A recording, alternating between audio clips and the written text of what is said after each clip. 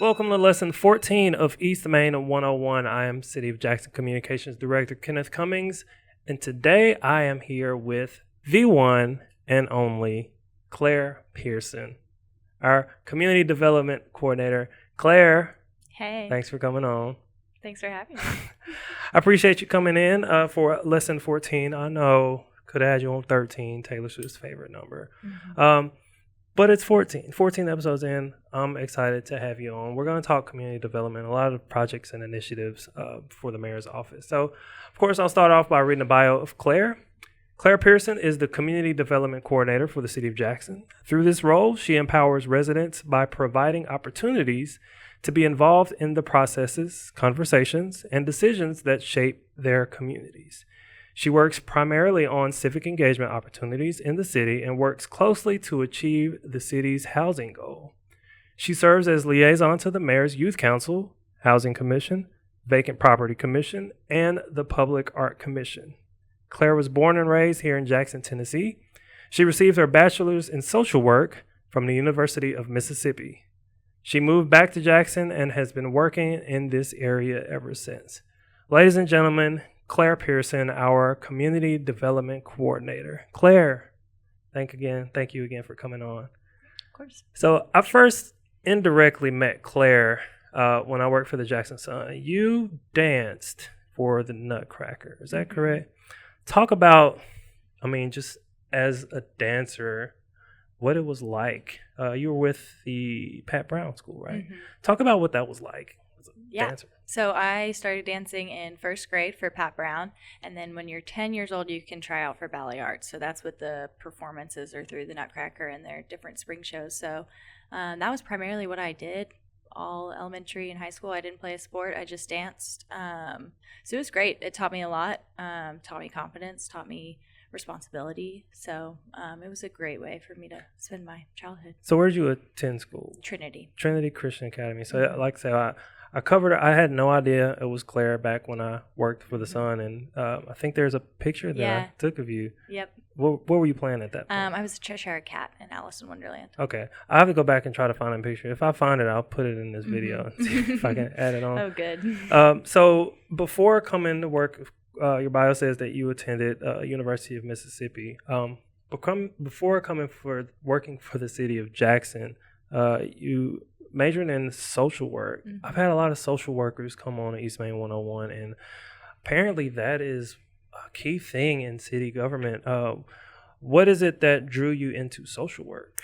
I always, growing up, wanted to be a nurse and have always loved kids and thought about being a teacher, thought about being a nurse. That was kind of what I was going to go for, pediatric nurse, but come to find out I'm not very good at anatomy and science. So senior year of high school, I kind of explored other ways. Other things I was interested in was adoption, foster care. And so social work seemed like kind of a straight path. So that's what I did in college. I interned for Child Protection Services in Mississippi. Very eye-opening. And then, somehow ended up in city government. So you went to TCA and you left Jackson, and you're back in Jackson working for the city of Jackson. What is it that made you want to come back to Jackson? Yeah, one of my favorite stories, actually. I moved back here in 2020 because of the pandemic. Had nowhere else to go after I graduated college. You have big plans when you graduate college, but I was stuck at home for the pandemic and was one of those people that swore I'd never move back to Jackson. But spent a few months here, was figuring out my next move, and did a lot of pros and cons of moving away and staying here. And on the pros list was our city government. I didn't really think about it, city government, before I moved back here. But then, of course, in the pandemic, we heard a lot from Mayor Conger, a lot from you. I felt very informed, and I really liked the direction the city was going. So that was a big pro into staying here. So you had no real interest in city government prior to 2020? No, not really. So 2020, I guess, with the communication we had, we're all locked down. We could all watch the mayor with the good hair on Facebook Live. So another story I do remember, you came to help out with the census. Yes. Kind of talk about that and what brought you on with that role? Yeah, so I was looking for kind of some summer work, some summer experience, and I ended up working with Habitat for Humanity. And with their director there, they said, I need to connect you with some people at the city. And so started emailing Lauren Kirk, and she gave me a few things that I could work on. One of them was the census. So I came in to a few events and helped people fill out their census. There was in 2020. And then I also I drove around and looked at all the bus stops and kind of rated them on if they needed a covering, if it was easily accessible, if it was accessible for people with disabilities. So that was kind of my first thing. So riding around looking for at the bus stops, was that something that you chose to do, or is that kind of a Lauren Kirk kind of, hey, this is something I think you could look at? Yeah, they needed that data at the time. I can't remember if she told me to drive around or if I felt like that was the best way to kind of immerse myself in the experience. Drove to a lot of parts of Jackson I'd never been to growing up, so I know those bus routes now. So I honestly, I don't even know if I knew that story. Yeah. Of course, I used to work in the same area where you and Lauren are now. So riding around the bus stop, let's go a little more into that. What did you learn with the bus routes here in Jackson? Well, at the time, they were not accessible. The only way to see a full bus route was a PDF. That's changed now. So that was frustrating, trying to safely drive and figure out my next route. So it was a lot of pulling over and zooming in on a PDF to make sure I knew where the next stop was. You see a lot of bus stops that are not accessible to people with disabilities, aren't safe for anybody, no sidewalks up to the bus stops. So a lot of room for improvement there. Yeah, so that all encompasses what your role is now. Before we get into that, talk about how you finally got into this community development. What drew whomever it was, I think it was maybe Lauren, to bring you on to be community development, and why you decided to say yes. Yeah. So before I came to work here, I was working from home for a nonprofit that helped people start recovery housing for people with substance use disorders. And so that was about 1.5 years of my life after I did some work here. And throughout that 1.5 years, Lauren and I kind of stayed in contact. So we would get lunch every so often. And one day we went to lunch and she was like, there's an opening in our office. I think you should apply. So thought about it a lot. And then it kind of it felt right. I was ready for some change. I was working from home. I was ready to get out of the house. And it was 1.5 years of living in Jackson, but not really being a part of Jackson because I didn't have to. I could just sit at home. So, applied, got the job, thankfully. So now that you live in Jackson, you really wasn't a part of Jackson. Now that you've got your hand in some of the community development, which is your title, how does that feel? How does that make you feel? It's so much better. I can't really even think about leaving Jackson anytime soon. I feel too invested here. I know a lot more people. It's not as easy to just go out and about and not run into somebody and for about 2 years now, nobody knew I lived here. And so now everybody from my childhood kind of knows I live here. So it's been good. So community development, there are a lot of, and you are I guess, the parent of, or maybe not the parent, you got your hand in a lot of the mayor's project initiatives. Of course, before you got here, Lauren Kirk kind of handled a lot of that. And now she's able to, with the Office of Innovation, able to kind of delegate certain things. So with you as community development coordinator, when people hear that, I'm not sure what they think. When I heard it, what you're doing is not probably something that I would think a community development coordinator, the title itself, would be. Before we get into some of the initiatives, kind of define on your own what your role as community development, what is it that you do? So my role, I've kind of gotten to define it as I go along. I don't have any of those sort of niche roles like some other people on our team does. So Abby is solely focused on Love Your Block and neighborhood services. Yep. Tyler's solely focused on financial empowerment. I kind of get to do a little bit of everything, kind of like you said. So the biggest part of my job and what I try to have everything relate to is getting residents involved and making sure they're informed, and just making everything a little bit better, a little bit prettier with public art. And we'll get into public art.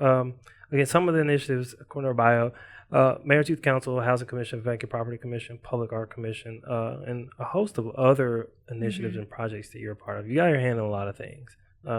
You've traveled a lot. You just recently got back from Knoxville at a event to talk about public safety, pedestrian safety.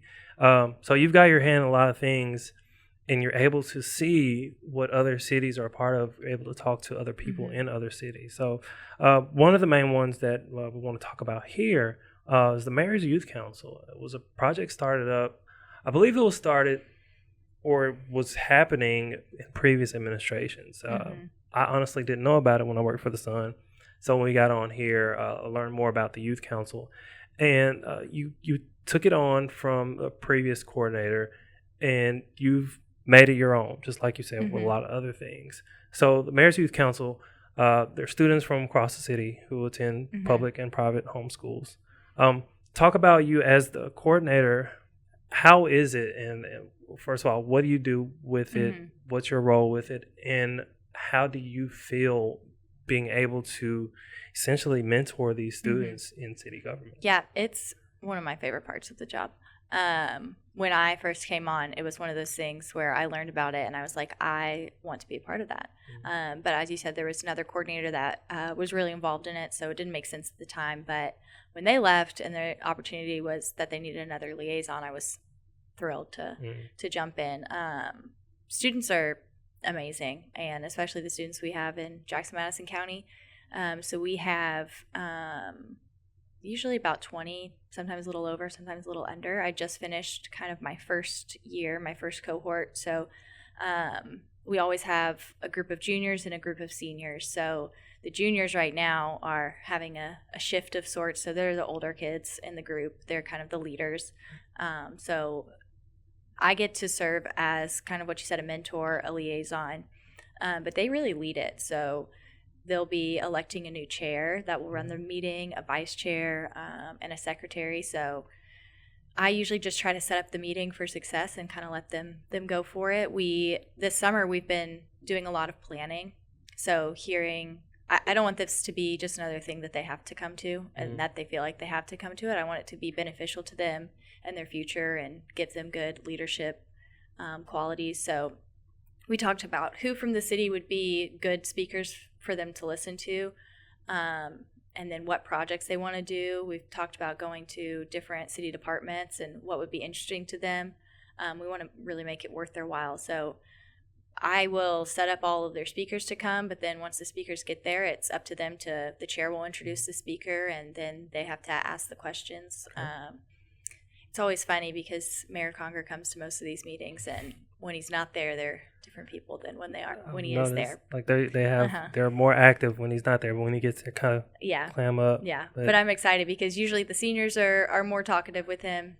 But so it's exciting to see the juniors kind of turn into the seniors and how they'll act around him. So it used to just be juniors, and there was no, once they were done as juniors, it was done. But now it's changed to where juniors serve on the council for 2 years. Yes. Why do you think that change was needed? It really gives them the opportunity to get used to the format and grow in it, because when you're only there for a year, these juniors are just now kind of coming out of their skin, and they've been here for a year. So it gives them that opportunity to get comfortable and ask the questions that they really came to get answered. They also each do a project per year. Sometimes those projects carry on into the next year, so it also helps them to be able to have 2 years of seeing a project get done and seeing processes like that. So Just gives them more time. Mayor's Youth Council, again, it's public, private, homeschool. Every school in Jackson, Madison County is a part of it, but the students have to live in the city limits? They have to go to a city school. Have to go to a school in Jackson, Madison County. Okay. So they can live, if they attend the school no matter where and they live outside of city limits, they can still be a part of it. Yeah. They invest so much of their time in the city anyway. We feel like that's fair. That's one of, because it used to be students inside just the city limits. Yeah. Kind of narrowed the scope of possible, students. And of the classes that we've had under this administration, there have been some successful stories out of them. And I encourage you all to visit our Youth Council page just to read more about who they are and what they do.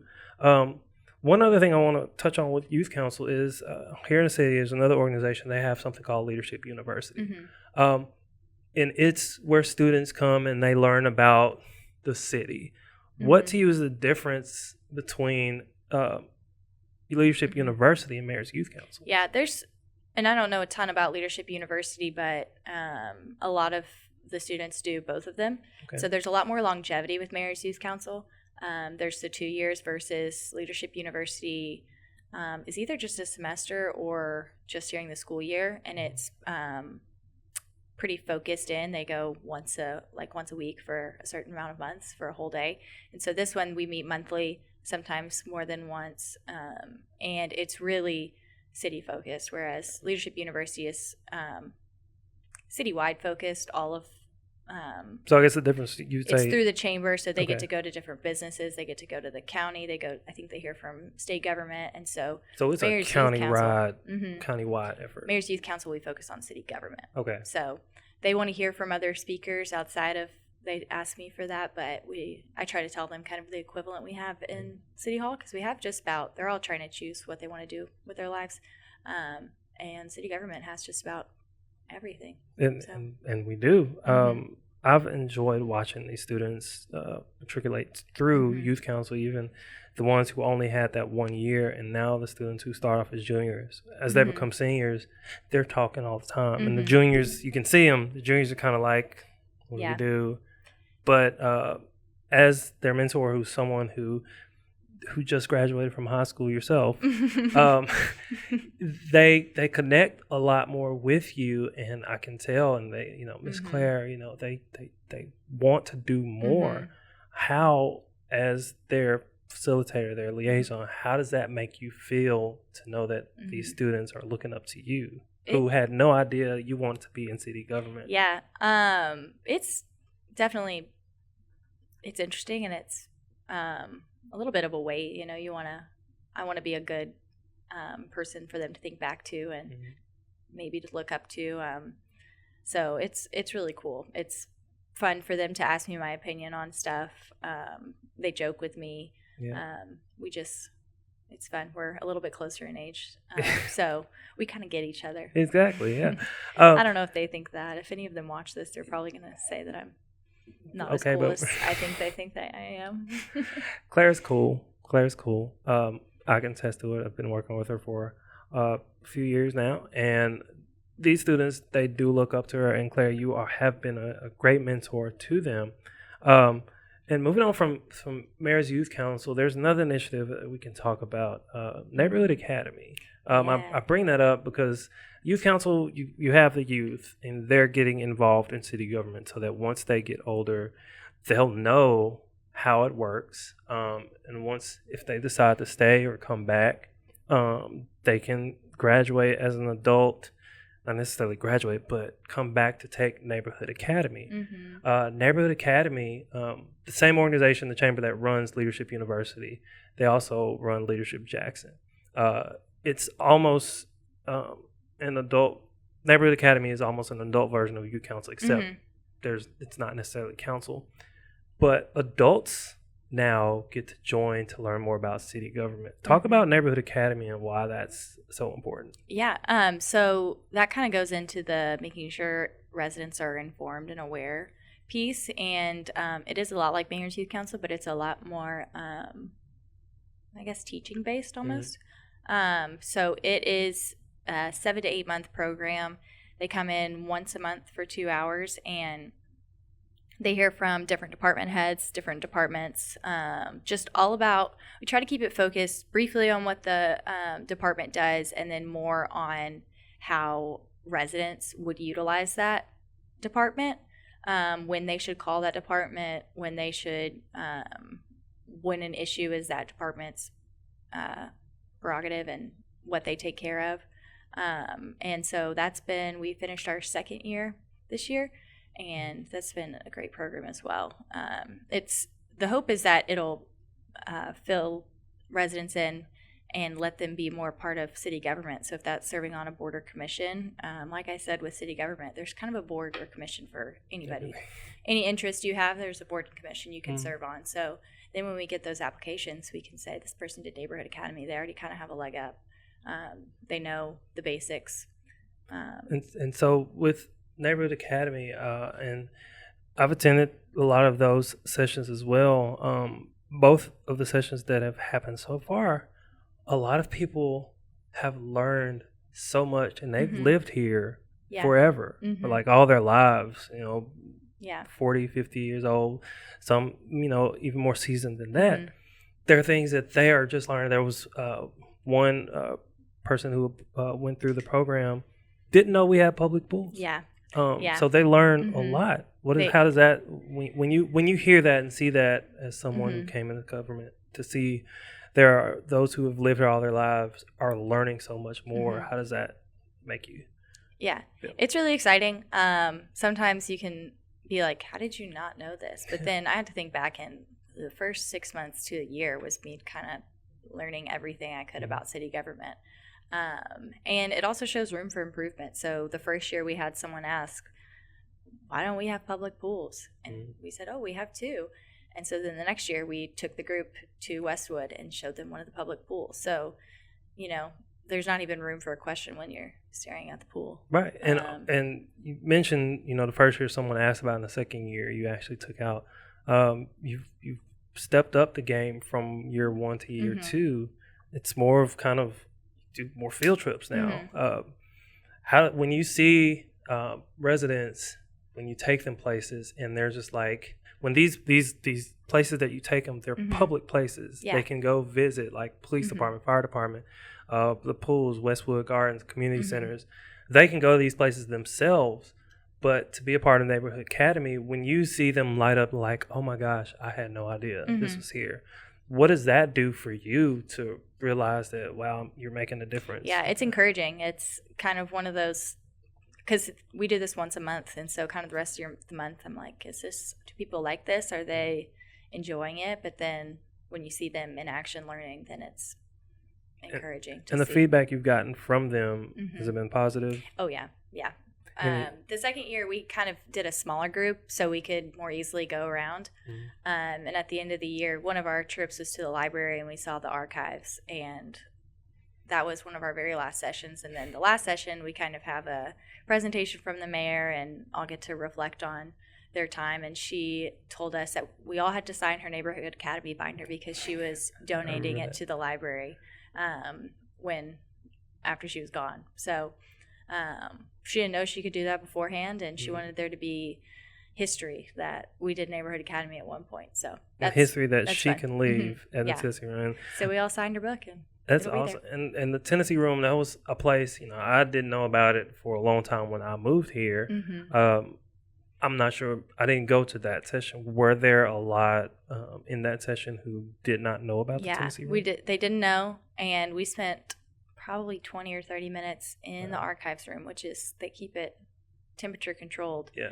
So it was getting hot in there. And the curator, he can talk. He's a man of a lot of words. But they had so many questions, and they were so interested, and I'm going to come back and try to find this out about my family. And I was kind of wishing my family was from here so I could explore. But that's a wonderful thing. Neighborhood Academy. And you say that's kind of a once a quarter type thing, or once a year? Yeah. So we've done it previously where applications would be opening soon, but I think we're going to switch it to do it at the start of the year just so we don't run into the holidays and rescheduling. So probably January, people can look out for that. And is it when the session happens, once a month or once a week? Or once a month. Once a month. Okay. So every month. We try to work it out. We're kind of trying to build the evidence that it works. because we're asking city employees to kind of give up their time during work. Mm-hmm. So the first year we did it in the morning, and then the second year we did it around lunchtime. So just trying to make it as accessible as possible for people that are working as well, because they're giving up their time too. Right. But the hope, I think, eventually would have some that are able to come after work, so more people can do it. But man, Neighborhood Academy, that's probably one of my favorite things, because you get this, again, see residents who've lived here all their life learn more about the city. Yeah. And then when they graduate, they become kind of neighborhood ambassadors. Yes. So, yeah, that's the hope, that they stay involved in the city, and then also when their neighbor or their family member or their friend has a question, they can be like, I know you should call Health and Sanitation. I learned that. That's awesome. So Mayor's Youth Council, Neighborhood Academy, and one of the other big projects that you've kind of taken over and gotten your hand in a major way is public art. We had David McCall come on, and we talked about art and talked about the NED and talked about the performing arts. And, you know, inside the NED, they do have a few visual with paintings and photography and things like that. But public art is different.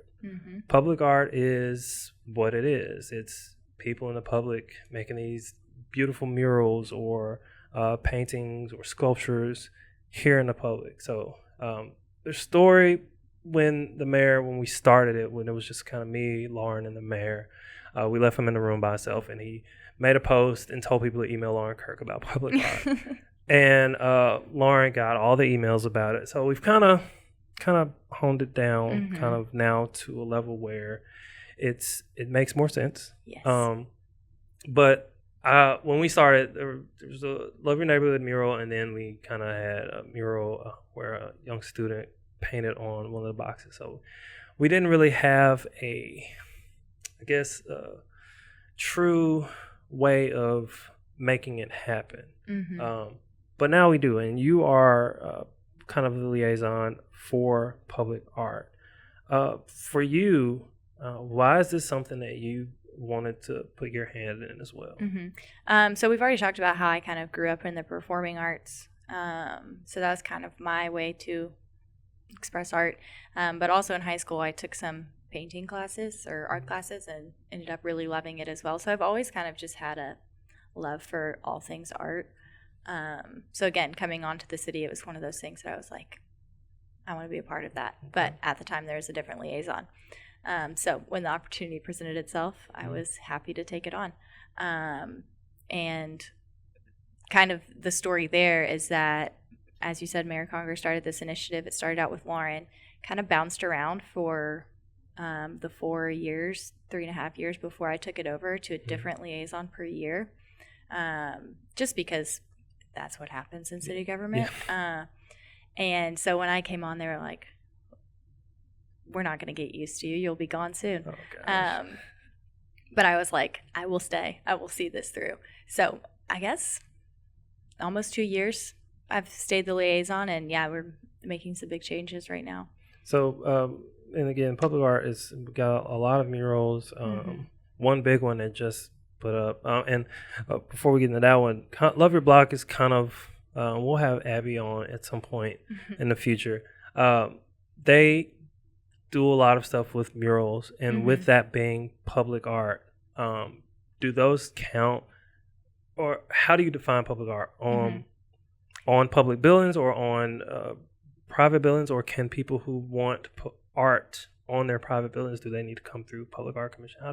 So that's how it's kind of changing. Public art is anything that's free and accessible to the public. Okay. So these two new murals you were just talking about with Love Your Block were on private buildings. So the Public Art Commission has no say over that. And that's kind of where the confusion's been over the years is what can the Public Art Commission say is okay and not okay. And where we've landed, we just went through a consultant process and changed things, and we can't approve what someone does privately on their private property. Okay. We can give them resources and what we've been doing is any art that's been on private property is we help them find an artist. Okay. But you have no say But we don't have any say if you have to do this or you can't do this. So Now we're shifting to public art that's only on city property, and we're contracting with Art Jackson Home through the Co for that. Okay. So they'll be handling all the implementation part of it, whereas the Public Art Commission will have approval of the places and the artists and the design. And then at the end of the year, all of the end of the contract, all the public art will be city property and ours to maintain and own. Okay. So let's say, for instance, somebody wanted to paint the little columns that are under the Royal Street overpass. That's public place, and they would have to come through the Public Art Commission. Yeah. And I say that because I think that's probably it's a canvas that truly would be beautiful for the right person to come and paint on those. In Knoxville, I just saw, I can't remember, I think it was an overpass, but went over the river or a fountain, and they just painted the entirety underneath it a different color. So every time there was a column, it was a different color. So it was just a nice rainbow underneath there. And this is a way for, use air quotes, graffiti artists to do it legally. If they come through the Public Art Commission and like, I want to put my touch on public place and I want to do it without getting arrested for graffiti. Can they come to the Public Art Commission and be like, hey, I'm an artist. I want to get this art out. Can I do it here? What can I do? Yeah, so how it'll be is we're going to approve the places that we're going to work on for the next year. So those will all primarily be in the Arts District. We did several surveys and public engagement opportunities, and people said almost 100% they wanted it downtown and in the Arts District. So we'll approve places, and then there will be a call for artists for each of those places. And this is the type of mural we're looking for. Submit your application and your idea, and then that'll go through a committee that will choose the artist. So now, does it necessarily have to be, for instance, and this is not a part of Public Art Commission, the new mural on Jacoa, Love Your Block went through that one. Yes. But does it have to necessarily be a mural, or can it be just an abstract art piece? Or do you have in that commission people who can see it, be like, yes, this would be perfect for that area? So within the contract we signed with Art Jackson Home, we're going to have 2 to 3 murals. And then 1 to 3 kind of interactive art pieces. So that can be creative lighting, it can be art on benches, it could be the art similar to what's on the utility boxes, kind of art that can be used. And then 1 that will have a public engagement aspect to it. So like the crosswalk art we did, anybody could come and help paint. It was a little bit of paint by numbers. So there'll be 1 in the next year that's kind of like that again. So that's one of the newest pieces of art, the crosswalk it's at Church in Maine. The guitar, the piano keys, and I think it is a music notes. That is public art because it's on the public street.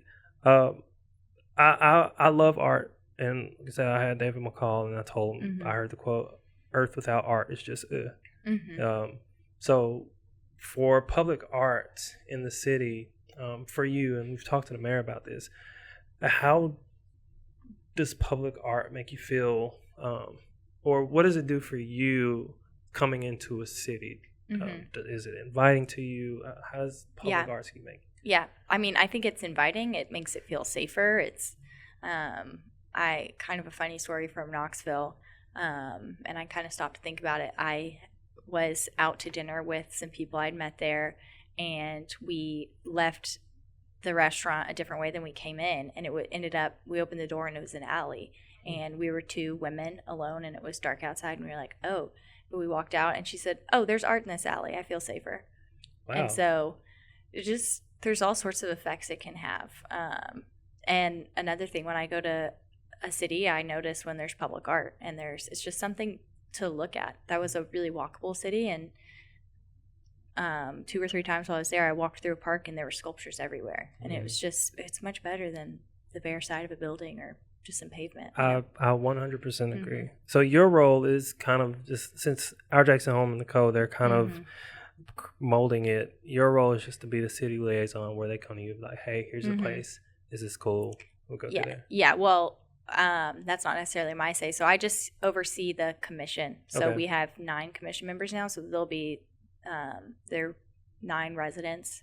I don't have a vote in that. Okay. So they'll vote on the places, and I'll just make sure the commission members know where the meeting is and they have an agenda, and then everything the contracted entity needs. So we're working with them with our legal department to make sure contracts for this art are sound and no art can get destroyed without our knowledge, which shouldn't be an issue if it's all on city property, which is another true. But yeah. So we've learned from when we first started to where we are now. Yes. How we can make it better. And always learning. Always learning. I mean, from your mayor's youth council, you've learned. You stepped up from just 1 year to 2. And neighborhood academy, you've stepped up from just having classroom sessions to field trips and public art. You stepped up from just being up here to having a whole commission to kind of make those decisions. Claire Pierson, community development coordinator. You've got your hands in a lot of things. Again, you don't have a vote in these things, but you're that liaison where people come to you. They have a direct connect to the mayor's office, Office of Innovation in the mayor's office.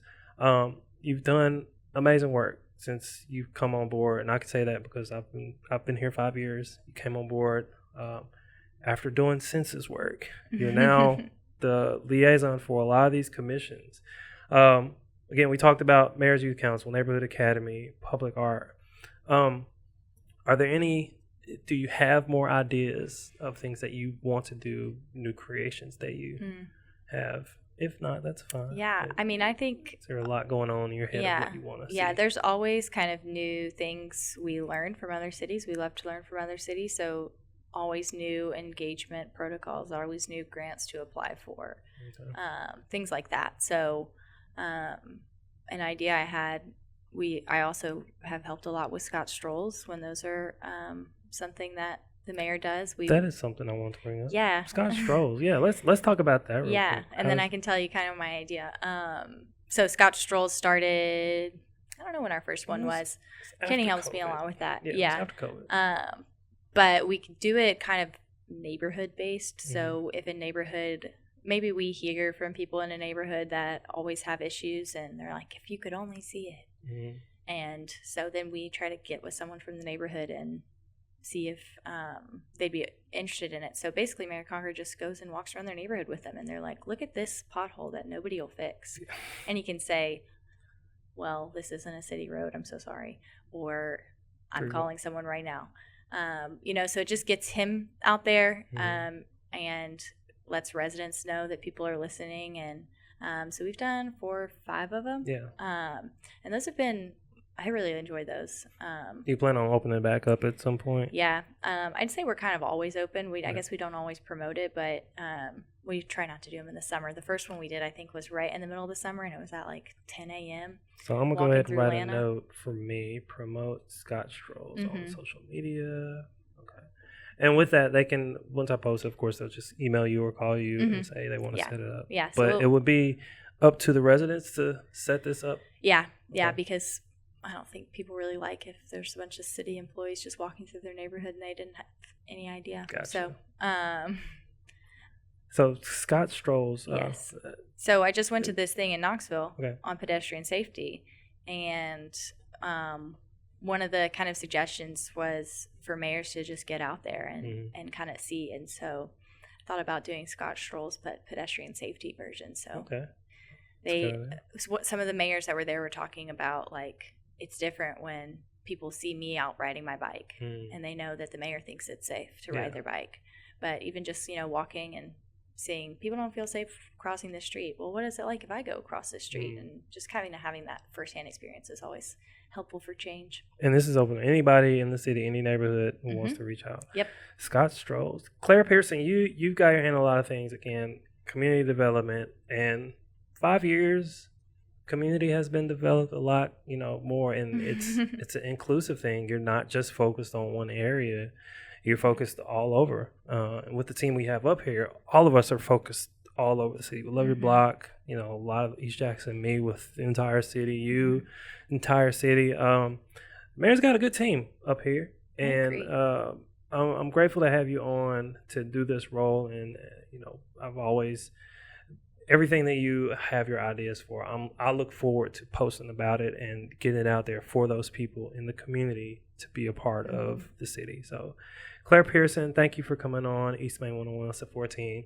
When more things happen, we'll get you back on. We'll talk some more, more in depth about certain things. And maybe at one point we'll have one of the youth council members come on with you and talk to you and talk to me. And we'll just Once we get our project done. Okay, yeah. That would be great. That'll be great. We'll have one of the youth council members on here on East Main 101. So that concludes East Main 101 lesson 14. However, as you all know, I have a pop quiz for Claire. It's 3 questions about our guest, and I want to start off with those pop quiz questions. First question, Claire, you have a dog that I've yet to meet. He's you can take that up with the mayor about not letting dogs in City Hall. Well, there's reasons. Yes, there are. He's the coolest golden retriever I've never met. And I look forward to meeting him at some point. Maybe when my baby gets here, we'll go to the farmer's market and you bring Louie out there. His name's Louie, and I know that you love him. You post about him all the time. What is your favorite thing to do with Louie? Me and Louie like to do everything together. Okay. But I guess I like to do everything with Louie. Louie's favorite thing to do is to get out of the house and go on a walk somewhere new. So whether that's in North Carolina on a hike, he loves it when there's a waterfall at the end, or Union Trails, or we love Middle Fork Bottoms. So getting out there and walking, I think that's one of the best things about having a dog is they make you get outside no matter what. And make you want to try new things with them. Yeah. We this weekend we went to PetSmart. He liked that. He got scouted to be someone asked if he wanted to be a therapy dog. Oh. I know. So nothing like golden retriever therapy dogs. Maybe he can come up to the office if he's a therapy dog. Hey, there's your in. There's your in. Yeah. Magic, he was one of my favorite therapy dogs. He's a golden retriever, and he's just the sweetest thing. Yeah. So, Louie, I'm looking forward to meeting you whenever your mom, Claire, brings you around at some point or says, hey, mayor's office, I'm going to the farmer's market. Louie will be there. Yeah. So, cool. Louie, the golden retriever. Again, the coolest golden retriever I've never met. We should insert a picture of him. I think send me a picture of him. I'll insert a picture. I'll get him to hold one of the city flags. So, all right, popcorn question number 2. You're into pottery now. Yes. Elvia Trejo Reyes, who is our works here in the neighborhood services department. She's gotten you into pottery. So, what is your favorite piece of pottery, and why did you get into it? So, Elvia and I started pottery at the same time. We'd both done a few one-time classes, and we were like, I want to do this more. And so we were like, I will if you will. So we started almost 11 months ago at East Mitchell Clay in Humboldt, Tennessee. It's the best. They're also known as Companion Gallery, and on their gallery side, just the best thing we have here. I can't believe it's so close and so great. But we go once a week to pottery class, and I guess I'm still so new at it, so it's hard to pick like a favorite piece. I've got one because it's the only one I've seen is the cup that looks like it has a little piece of sticking out. It looks like a Rubik's Cube. Oh, you didn't make that one? No, I bought that one from there. Oh, man. It is the coolest one I own. But I think every time I make a mug that's just a little bit better than the last one, I feel proud of that. Well, all of them are drinkable though, right? Yes. Well, yeah. It just depends on how much coffee you can put in them. There you go. So over the months, they can have more and more coffee, which is more great. and more coffee. Yeah. She's a coffee drinker, and we've got a lot of those here in the city of Jackson. That's what makes city government run. That is true. It's coffee. I'm not a big coffee guy. I do tea, but I'm in the gym each morning, so I'm wired when I get here. So, East Main pop quiz question number 3. You are a part of the Pierson dynasty. Dynasty. The Pierson family, they're well known here in the city of Jackson, and it's. I've met some of your sisters and your nieces, your dad, mom. Good family, great family, and so I know y'all are really close. I can see in the pictures and just the family time that y'all post about and things like that. So I know holidays are a big deal. you told me a story about one of your holidays. First of all, what is your favorite holiday? Christmas. Okay. And again, she's told me about this before. I didn't know if that was her favorite holiday. But one thing that you told me that y'all do, I think it's for Christmas, y'all hide something. Yeah. Tell us about that story. Yeah. Okay, so as you said, big family. I've got 5 siblings, so there's 6 of us. And growing up, we always have gone to North Carolina, where my parents are from, for Christmas. So the night before we leave, we have a nativity scene that my dad made, actually. And so it's really simple. It's Joseph, Mary, the cradle, and then this tiny little baby Jesus. He's kind of shaped like a peanut. The manger. I couldn't think of it. It's not Christmas time. I couldn't think of the word. I said, whatever. So every year, the day before we leave for North Carolina, my mom hides him somewhere in the living room. And whoever finds him first, she's gotten so good over the years. When we were younger, it was, kind of easy, but now it takes us all like 20 minutes, and it's always like the most obvious place. But whoever finds it gets to open the new nativity scene for the year. So across the house, there's just my oldest sister's 36, so somewhere around 36 nativity scenes. Wow. Different types. Yep, all different. My parents travel a lot, or they have since we've all gotten older, so they're usually from somewhere really cool. And so are there any like fake outs? There's a old manger from a previous one that she puts up, and you'd be like, oh, there, like that's. It's a pretty unique like shape, and it doesn't look like all of them. But we always look in the stocking. Someone's always first thing to do is go and feel the bottom of all the stockings that are hanging. There's a basket of Christmas books. Someone always looks in there, and then the couch cushions. It's never there. I don't know that it's ever been in any of those places, but. Hey, your mom might if hear we can't, this and watch or this. we love to go and check the place it was hidden the year before. Okay.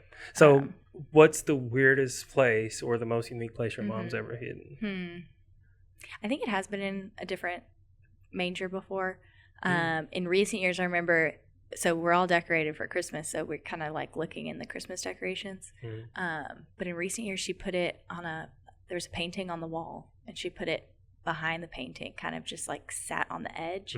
So we're not looking on the wall or the wall hangings, and so that was so when she's we finally gotten better. found it. She's so good. Okay, all right. So and Mom, we never know when she's hid it.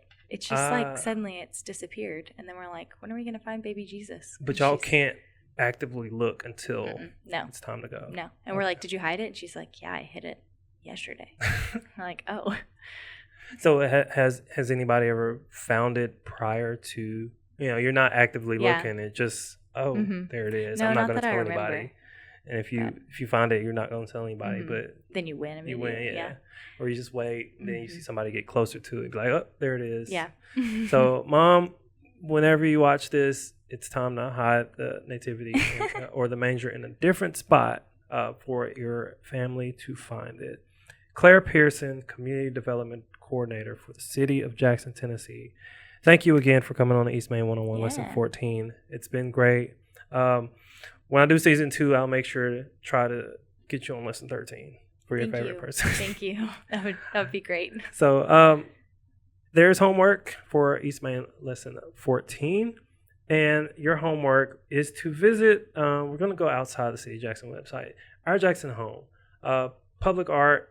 There's maps, there's locations, there's information about all the public art here in the City of Jackson. I'll put the link in the description for Our Jackson Home where you can visit to learn more about public art. You can also visit, this is a little extra credit, you can visit our website and visit the Mayor's Projects and Initiatives under the Government tab here in the City of Jackson. Learn a lot about Mayor's Youth Council, Neighborhood Academy, Scotch Trolls. We'll open that back up again at some point, and I've got a note. Maybe in the fall when it's cool. In the fall when it's cool, around Halloween or something like that, or maybe even earlier than that. Yeah. September's around the corner. So I'll get something posted about that, and you can learn more about Neighborhood Academy and Scotch Trolls and all the other projects and initiatives that Claire's a part of and just overall for the city. So thank you again for joining us for East Main 101 Lesson 14.